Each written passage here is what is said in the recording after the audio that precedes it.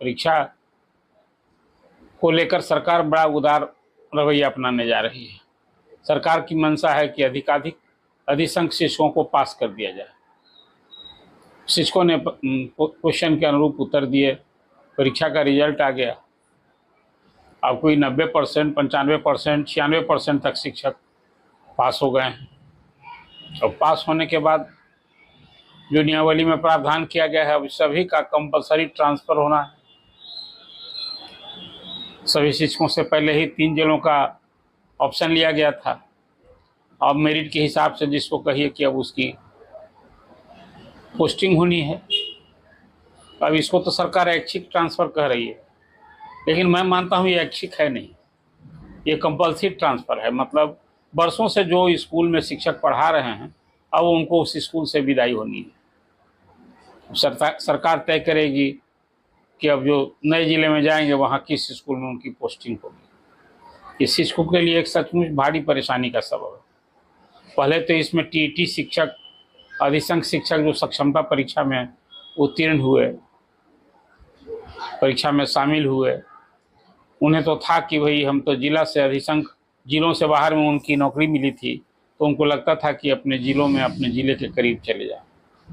लेकिन मैं सैकड़ों की संख्या में शिक्षकों से मैंने बातें की और उसमें एक दो बात को छोड़कर ही मुझे इस तरह से शिक्षक मिले जिनको कि अभी जो इस परीक्षा में पास होने के बाद उनका जो अभी ट्रांसफ़र होगा, कंपलसरी ट्रांसफ़र होगा, उसको लेकर परेशान नहीं दिखे।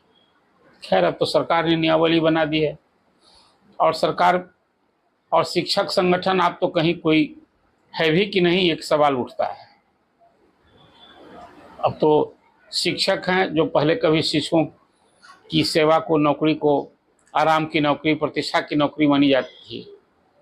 अभी हाल के वर्षों में जो बिहार में शिक्षक अनुभव कर रहे हैं, उसमें तो बहुत संख्य लोग ऐसा कहते हैं कि वो लगता है कि बंधुआ मजदूर होगा। सरकार चाहती भी है शिक्षकों के लिए, कुछ सोचती भी है, तो वो आदेश धरे के धरे रह जाते हैं। आपको याद होगा मुख्यमंत्री ने स्कूलों की टाइमिंग बदलने की बात की थी, कहाँ बदला आज तक। विभाग के अपर मुख्य सचिव के पाठक नहीं माने। आज भी इस गर्मी में भी स्कूल 9 बजे से 5 बजे तक चल रहे हैं। अभी 1 अप्रैल से तो पहले गर्मी की छुट्टी हो जाती थी, अब तो 16 अप्रैल से छुट्टी की बात हुई। अभी भी सभी स्कूल में छात्र हों या शिक्षक हों, सभी जा रहे हैं 9 से 5। अब वो जब 16 अप्रैल से गर्मी की छुट्टी होगी तो छात्र नहीं जाएंगे, लेकिन टीचर को तभी जाना है। इस बीच स्कूलों में नामांकन की भी प्रक्रिया शुरू होगी, चुनाव में भी ड्यूटी लग रही है।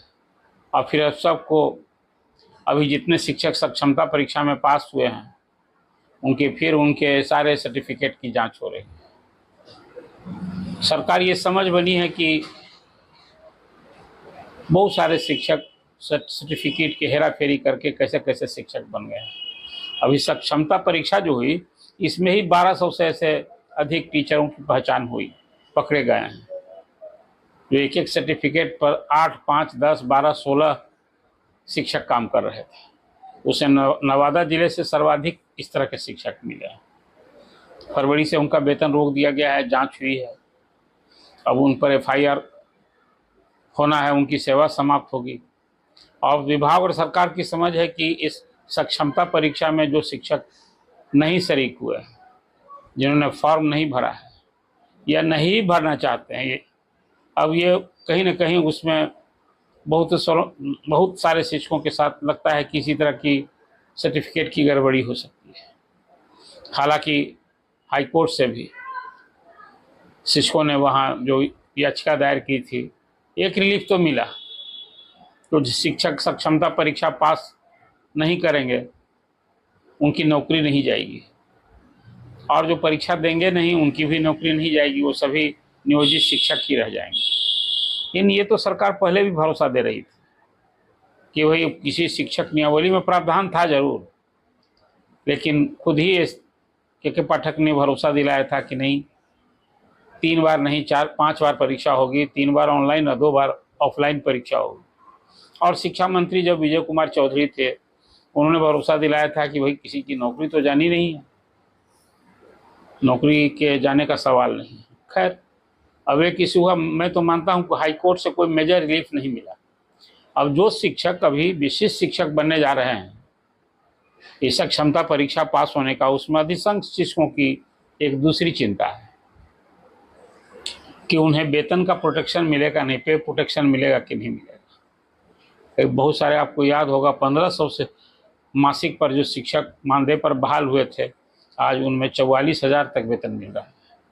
अब ऐसे लोगों की शिक्षकों की चिंता है कि यदि फिर वो अब विशिष्ट शिक्षक बनेंगे तो उनकी क्या स्थिति होगी। उनका वेतन संरक्षण का एक मामला है, उन्हें सेवा की निरंतरता का भी मामला है। हालांकि कहा गया है कि नहीं, जो ये शिक्षक करेंगे वो उनकी सीनियर जूनियर होने का जो सवाल है, हालांकि बीपीएससी से शिक्षक जो उत्तीर्ण हुए हैं उसके बारे में सरकार की समझ कुछ और है और विशिष्ट शिक्षकों के बारे में कुछ दूसरी समझ बनी है। अब तो एक स्कूल में 3 श्रेणी के शिक्षक हो गए, एक बीपीएससी से पास अध्यापक, दूसरा सक्षमता परीक्षा पास विशिष्ट शिक्षक, और तीसरा जिन्होंने परीक्षा नहीं दी या पास नहीं किए फिर उन्हें अवसर मिलेगा। तो अभी नियोजित शिक्षक, कुल मिला कर एक अजीब स्थिति बिहार में अभी बनी है। और अब तो शिक्षक संगठन भी लाचार हो गए हैं, कहाँ जाएंगे वो। विभाग के अधिकारी नहीं सुनते हैं तो सरकार के पास जाएंगे, मुख्यमंत्री के पास जाएंगे, शिक्षा मंत्री के पास जाएंगे। तो अभी तो शिक्षा मंत्री जो बने हैं वो भी आप सभी जानते हैं, वही नौकरशाह से राजनेता बने हैं, आईपीएस ऑफिसर रहे हैं। अब सुनील कुमार तो के पाठक की ही सारी बातों को, उनके काम की सराहना कर रहे हैं, समर्थन कर रहे हैं और कई बार कहते हैं, बात भी सही है कि के पाठक ने बिहार में शिक्षा में सुधार के लिए जो कदम उठाए उसमें एक आम धारणा बनी कि शिक्षक सुधर गए, मतलब शिक्षक अब समय से स्कूल जाने लगे। अब वो पहले जो एक आम अनुभव था कि शिक्षक, बहुत सारे शिक्षक स्कूल नहीं जाते हैं, समय से तो जाने की बात ही बहुत कम होती थी।